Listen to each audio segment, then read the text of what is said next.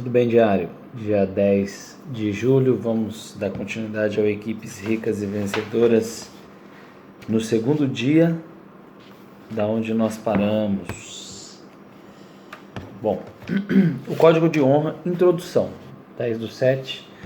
Dessa vez nós vamos acompanhar direitinho para não acontecer como no mês passado, que passou 8 dias aí da leitura. Então a gente vai acompanhar dia após dia, mesmo diante de muito cansaço.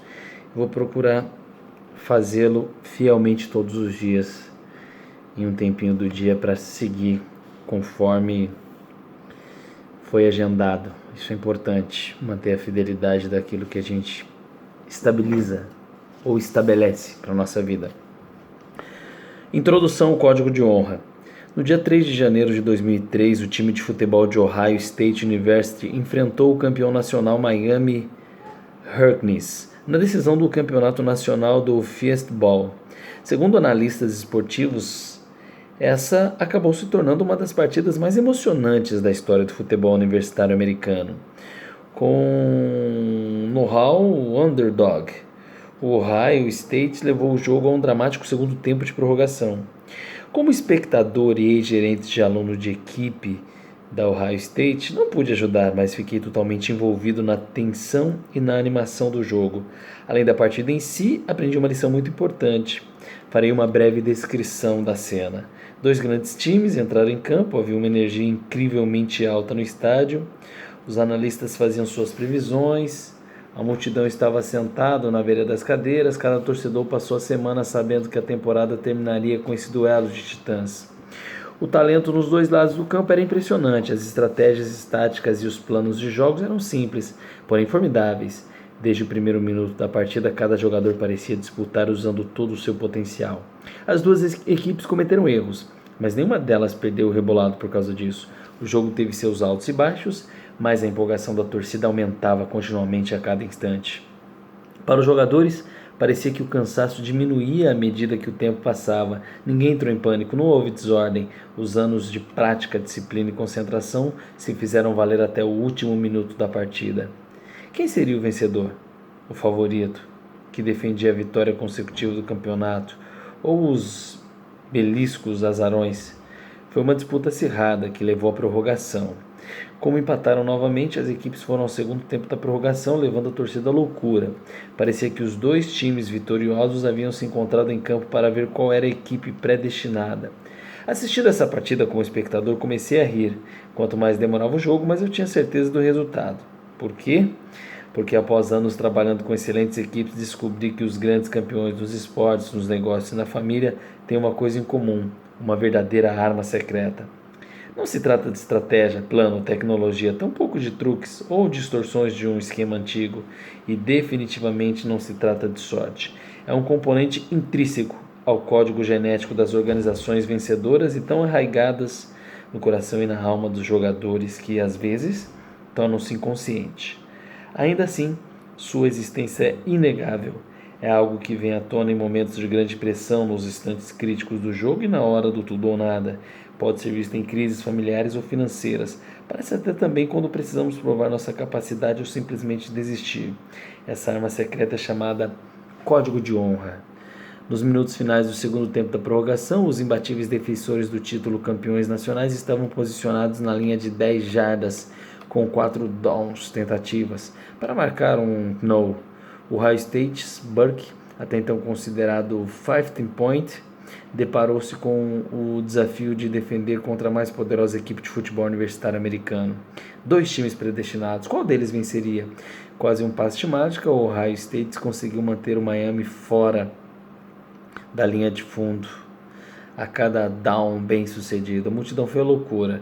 O barulho era ensurdecedor. Entretanto, quando a poeira baixou, todos constataram que o Ohio State continuava firme em vencer o campeonato nacional. Sorte, talento, estratégia? Sempre fiquei curioso por saber como as equipes esportivas surgem como campeãs mesmo contra todos os prognósticos. Sempre refleti sobre como uma pessoa com pouco talento e parco recurso pode ficar rica. Como pode uma empresa à beira da falência de repente saltar do ostracismo para o sucesso? Descobri que é o mesmo ingrediente que mantém as famílias unidas em momentos de pressão: a mesma ferramenta comum a todas as grandes equipes, o código de honra. Um conjunto de regras simples e poderosas que reagem ao comportamento interno de qualquer time, organização, família, pessoa e até mesmo uma nação. Essas regras determinam como nos comportamos em uma relação com os outros na equipe. São o coração e o espírito de um grupo, a bandeira pela qual as pessoas assumem responsabilidade de defender e lutar. São premissas como, por exemplo, nunca abandonar um companheiro de equipe que precisa de ajuda e ser responsável pessoalmente por todos os erros. Muitas equipes têm regras, mas estou falando sobre algo que vai além delas. É a firme disciplina que o próprio grupo se impõe na aplicação das normas. O objetivo não é depender de chefes, treinadores, mediadores, pais ou sacerdotes para colocá-las em vigor, mas fazer com que os membros da equipe apoiem uns aos outros no cumprimento do código. Sua prática e repetição ocorreram tantas e tantas vezes que o código é incorporado inconscientemente no coração de cada integrante, fundamentando confiança, coesão e energia. Ao formar uma equipe campeã em sua empresa, sua família ou seu grupo, há uma diferença entre bom e excelente. É a mágica invisível que surge sob intensa pressão e quando os desafios parecem insuperáveis. Essa mágica é o código de honra, que permite cada participante, cada declaração, cada ação, cada batida do coração da equipe. É o depoimento de quem você é e quais são suas convicções. Mais do que valores, o código consiste nos seus valores traduzidos em comportamento físico e real. É o elemento que define seus padrões de conduta e desempenho. O bom é que você pode criar esse código para si mesmo e para a sua equipe. Esse é o segredo do Pai Rico para a formação de equipes excelentes. Não importa onde você vá ou o que faça, o código estará presente. Se souber como formatá-lo, mantê-lo e protegê-lo, você atrairá somente os melhores participantes e viverá a repetida mágica dos resultados dos vencedores, seja na área financeira, na saúde e na vida. Em seu livro Independência Financeira, o Robert Kiyosaki fala muito sobre como as diferenças de atitude, mentalidade e comportamento das pessoas do quadrante D, os donos, opõe-se a dos integrantes do quadrante empregado e AD autônomo. Vendas é a principal habilidade nos negócios. No livro Vendedor Rico, desmistificando a questão de negociar e comunicar o que deseja, todo mundo vende em todas as áreas da vida, quer trabalhe diretamente com vendas ou não. Esta é a habilidade número 1 do Pai Rico. Entretanto, tão importante quanto a habilidade de vendas, o que distingue proprietários de empresas e autônomos é a capacidade de formar uma equipe formidável, profissionais liberais, prestadores de serviço ou firmas individuais que cobram honorários, trabalham muito, mas têm pouco poder de fogo. Os que entenderam o segredo encontrado neste livro ganharão um forte impulso rumo à prosperidade do quadrante D, dono, aprendendo como cercar-se das pessoas certas e como garantir que todos caminhem na mesma direção. A formação de equipes não é uma farra, e também não fomos treinados para isso na maior parte da vida. Para alguns esse talento desaponta facilmente, para outros é necessário desafiar a si mesmo e suas convicções em relação ao outro, além de entender claramente o que é o código de honra. Não se trata de ciência espacial, mas requer um teste de determinação. Este livro guiará pelo processo que você pode gerar resultados campeões a qualquer hora, em qualquer lugar. O Ohio State venceu o jogo com uma excelente equipe, todavia a diferença entre as duas equipes tornou-se clara no momento do desafio. Foi o código de regras adotado muito antes da partida que definiu os padrões do desempenho. As regras do time vencedor instilaram confiança, disciplina e mágica, fatores que sob pressão tornaram equipes mais calmas e mais centradas, em que, em última instância, levaram-nas à vitória. Cientes disto ou não, cada equipe tinha um código e cada código regras diferentes. Você aprenderá a identificar essas diferentes regras e corrigi-las. Nos recentes emparceramentos do futebol americano universitário, os vencedores de cada jogo expressam a mesma motivação de maneira interessante. Todos os técnicos e jogadores entrevistados afirmaram que disputaram a partida uns pelos outros, pelo parceiro da equipe. O objetivo não era o estrelato, nem a derrota do adversário. O importante era o apoio mútuo. Essa filosofia é fruto de um tipo muito específico de código. Outro ótimo exemplo disso vem de uma das minhas analogias preferidas com o esporte. Em 1983, na regata America's Cup, a equipe australiana venceu a campeã americana em uma dramática série de melhor de 7, ultrapassando todos os adversários. Nas quase 21 horas de disputa, durante 6 dias, a margem de diferença foi apenas de 42 segundos. Qual foi a diferença? John Baltron, o trimoneiro australiano, resumiu bem: os americanos tinham uma equipe de campeões, enquanto nós formávamos uma equipe campeã. Os velejadores australianos tinham um formidável conjunto de regras significativamente diferente das seguidas pela equipe americana.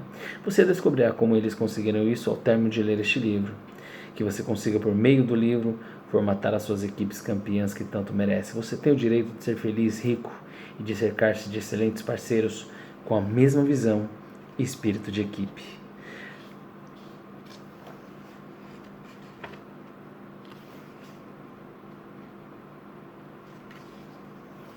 Por que o código?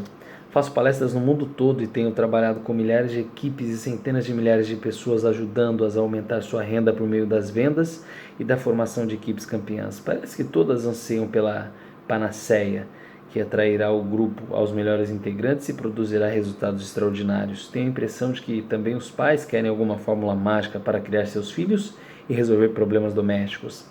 Há centenas de livros sobre equipes, desempenho máximo, educação dos filhos e como ficar rico. A maioria deles repete princípios e lições semelhantes. Entretanto, a maioria ignora este componente incrivelmente poderoso. A ideia de um código de honra não é inédita. É um preceito que sempre existiu, como quase tudo na vida. Só damos a verdadeira importância quando algo ruim acontece. Ao longo da década de 90, todos pareciam trilhar o caminho que levaria ao aprendizado como ficar rico rapidamente. Quem investia em uma empresa da internet era considerado um gênio. Contudo, no primeiro trimestre de 2001, teve início uma importante mudança na mentalidade de todos em relação a negócios e a vida. A bolha da internet estourou, mercados afundaram. Parece que todos nós levamos um soco no queixo. Empresários e indivíduos começaram a reavaliar as prioridades quando o assunto era gastar e investir. Com a pressão pela apresentação de lucros, alguns recorreram a meios alternativos e questionáveis para declarar os resultados, a fim de continuar a atrair recursos dos investidores. Então, 11 de setembro, sofremos o grande golpe no peito, o maior e mais terrível autoterrorismo jamais visto, executado repetidamente diante dos olhos. Como os horripilantes acontecimentos deste dia, as prioridades sofreram mudanças maiores. Até essa manhã, acreditávamos que éramos invencíveis e que nada atingiria os americanos, mas estavam errados. No lampejo, muitos deles perceberam que nada era seguro, nem os escritórios, nem o governo, nem os aviões, nem o correio. Chegará a hora de pensar seriamente sobre o que realmente é importante na vida, pois existe uma possibilidade real de não termos isso amanhã. A questão não era apenas calcular quanto dinheiro acumulamos, mas as pessoas que fazem parte da vida e que avaliam o que verdadeiramente tem de importância. Sucessivos escândalos corporativos correram a esperança de que poderiam confiar nas pessoas para as quais trabalhavam ou nas quais investiu o dinheiro. Uma lista de condutas empresariais duvidosas, como Aaron, WorldCom, ou instituições aclamadas como Arthur Andersen, simplesmente não paravam de crescer. Hoje, é perguntado onde está o código de honra dessas empresas. Tornou-se claro de maneira dolorosa que tal código não existia, ou que ninguém colocava em vigor, ou que no lugar de um código, essa corporação tinha um código de engodo, de mentira. Penso da seguinte forma: na falta de regras, as pessoas acabam criando suas próprias. Essa diferença pode se tornar catastrófica no calor da batalha, especialmente quando o nível de estresse é muito alto e a confusão prevalece. As pessoas de sucesso têm um código próprio, de honra muito claro e fácil de entender, que não é negociável nem sujeito a várias interpretações. Essas pessoas se cercam daqueles que concordam com esse sólido conjunto de regras e que, consequentemente, também tornam-se bem-sucedidos.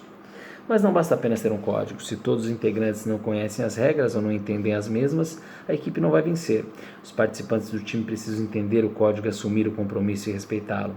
O código é o coração, a alma da equipe. A regra, a pontualidade, a prática, a apresentação, a presença no treinamento, o compromisso com o crescimento pessoal e profissional, e nunca abandonar um companheiro em momento de necessidade.